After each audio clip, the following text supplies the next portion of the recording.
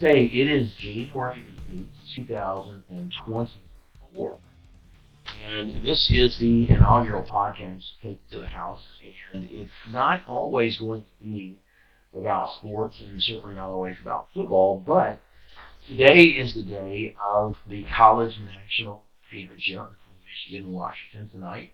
It's going to be played in Houston at NRG Stadium. And we had the semifinal games last week. I think we're going to try to focus a little bit on college football today. And Alex Deitz is here. Thanks for being here, Alex. Thanks for having me. Yeah. I'm going to probably have Alex as a regular, and he's willing and very capable, and I'm interested in what he has to say about a lot of this. But Alex, let's just start with, I guess, last weekend and leading into tonight. What did you think of the two games, the Rose Bowl and the Sugar Bowl last week? I think it lived up to the hype. Obviously, there's a lot of controversy going into the playoff, but I think at the end of the day, whether you believe in committee or not, like we had two great football games. So I think we were benefactors of that. I thought the Michigan and Alabama game was just quite honestly like emotionally like taxing. Like after the game, the interest at first in the Washington and Texas game, I just didn't have as much up until around the second half because the Michigan game there's just so much controversy and high energy and saving Jim Harbaugh on two powerhouses and so it's really quite interesting. Watching like Michigan dominate the line of scrimmage in the first half. And then Alabama finding a way just to capitalize on a couple miscues. And now looking forward to tonight. I think Washington has a chance if they can force J.J. McCarthy to beat them. I think Michigan's road to success is Blake Corum in that run game. And if Michigan finds himself in a quarterback duel, I think they're in trouble. Yeah. I want to talk about tonight's game in a second. Just kind of going back to the committee and the decision from the Final Four. Probably made few people a little upset. I think I got a couple of burns on Saturday with the emoji last week. Just because I said that my opinion is that Alabama was never a top 4 team. Right. And so there's really two levels to this season. And the first level is, what is the criteria for deciding the teams? If you're going to say it's the best 4 teams, to me that doesn't work. Disingenuous. Because if you're going to say, well, I'm just going to look at the players, I'm just going to look at the team, and just decide whoever I think are the best 4 teams. Right. And if I'm doing that, and I think the majority of anybody who watches college football is doing that, they're not putting Texas in over Georgia. Right. Now, it's hard to put Georgia in over Alabama after Alabama just beat Georgia, although I would still put money on Georgia if Alabama played Georgia in a rematch. I think Georgia's a better team. I think Georgia has been a better team all year than Alabama has been. Alabama has struggled all year. It's not just the 10-point loss at home to Texas early in the season. It's beating Texas A&M by 6 when Texas A&M is not good at all this year. Right. It's the last second miracle to beat Auburn. Auburn is a bad team.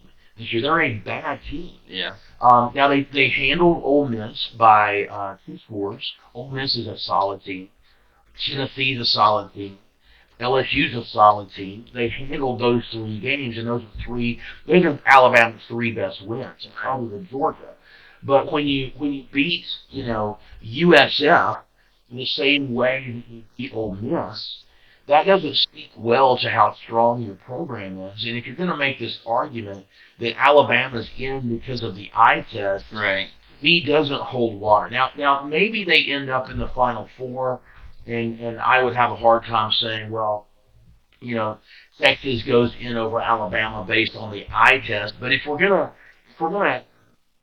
do head to head plus the eye test, then you're sort of trying to do 2 different things at once. Right. Now, you have to say the championship games are more important than the regular season games. So Alabama and Texas have an advantage over Georgia because of that. But then you're looking at Florida State, and I realize they lost their quarterback, but it doesn't make any sense to keep Florida State out when they were still ranked in the top four for 2 weeks without their quarterback. And so if you're going to go best four teams eyeball test, Alabama has a shot, even though I would still not have them in the top four. Right. If you're going to go deserving, there's no question Florida State should be in. And if you want to make the argument that without Florida State quarterback, Alabama's a better team than Florida State, you're probably right, and I'm not going to be able to argue against that. But we don't do that in the NFL. I mean, I know a couple of years ago, Patrick Mahomes missed an early playoff game, right?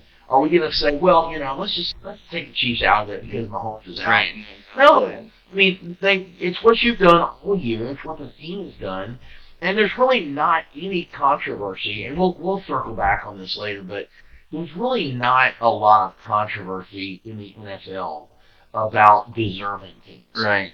And college football is moving in that direction. The playoff next year will get more toward that. Now, all that having been said, you are exactly right. The two games could not have been better. There were two incredibly competitive games. Alabama doesn't believe that anybody should beat them, ever. And so they're going to show up believing that they're going to come out and find a way to win the game. That's the way Saban is. That's the way the program is. And it's the Patriots of college football if you want to look at the past. Now, Alabama wasn't as bad as the Patriots this year, but Alabama was not one of Alabama's better teams. I don't know every single year, but I don't remember the last time Alabama was this not great. Right. This is maybe the worst Alabama team Saban has had in at least a handful of years, maybe 10 years. Georgia was not the Georgia team of the last 2 years. So Alabama shows up thinking we're Alabama up yours. We're gonna win this game. And Michigan has been us against the world all season. And they're out. And they've been waiting for this because Michigan, unlike Alabama, unlike Georgia, unlike anybody really, Michigan is a traditional, meaning decades and decades traditional powerhouse program just like Alabama, but in the last 20 years, Michigan hasn't been anywhere close to Alabama. So Michigan has built to this year for many years. They've gotten to a point where they think this is the year. I think Michigan has been the best team in football all season, and Michigan did what really the great teams do in terms of the physical nature of football. They won the line of scrimmage, both sides of the ball, and I think on the offensive side, McCarthy, I don't think was spectacular. You mentioned McCarthy tonight and how that strategy is going to work for Washington's defense, but I think McCarthy did not play well early, and the short passes and particularly the backs out in the backfield, Alabama did not have an adjustment for that. They were victims of bad matchups, and that's to the credit of Harbaugh and the Michigan offense. They never covered the backs out in the backfield, and even the late touchdown to Wilson was a flanker. Not going in motion, but on the right side, basically a back out of the backfield going into the flat. The linebacker shouldn't get across the field. And SEC and Alabama traditionally, it's a given. They're going man to man in the red zone. And so Michigan, Clemson fought Alabama on that a few years ago. That's right. Deshaun Watson hit red zone in the flat. Right. So anyway, kudos to Michigan. Yeah, the other game. I'm like you. I didn't pay as close of attention to it. I think Michael Penix is phenomenal. I did watch the Washington-Oregon game. I think that's the first start to finish time I'd watched Washington all year, although I'd seen him in a couple of games with highlights, and I've watched him here and there. Michael Penix has been great all year. He was good in the Sugar Bowl. The thing that just stands out to me, obviously Michigan, special teams, lots of mistakes, horrible. I can't believe they're going to fix that. I think Washington, the thing that stands out is the clock management at the end of the game. The fact that Texas had a shot to get back and possibly even win that game at the end was horrible on the part of Washington in terms of their clock management. So all that said and done, it's not about Florida State. I'm not a Florida State fan. I will admit I do enjoy seeing Alabama win. So I don't want to be. I think that's Well, yeah, I guess they're kind of the Cowboys in that way, and a lot of people don't like them. The real reason it's hard for me because I've got a cousin that is I think the world of a lot older than me, and so when I was little, I loved Bill Bryant and I liked Alabama. My older brother, who's not as old as my older cousin. So after cousin went to Alabama, my brother ended up going to Auburn. He's Bo Jackson's age, my brother. wow. So he came in when Bo came in, when Charles Barkley was in. Exciting. Yeah, it was a great time to be an Auburn Tiger, and he's always, an Auburn guy. So through the '80s and even in the Stallings years of the '90s, I did not particularly dislike Alabama. I remember cheering for Alabama over Miami in the Sugar Bowl when I was in college, and when Alabama won the national championship.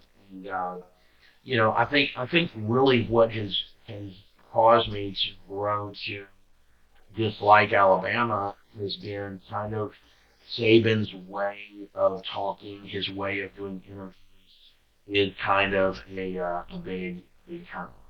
But anyway, let's pause and then come back to tonight's game, and then we'll talk a little bit more about college football in general. This is Taking the House. Alex, nice to see you. We'll be back in a little bit.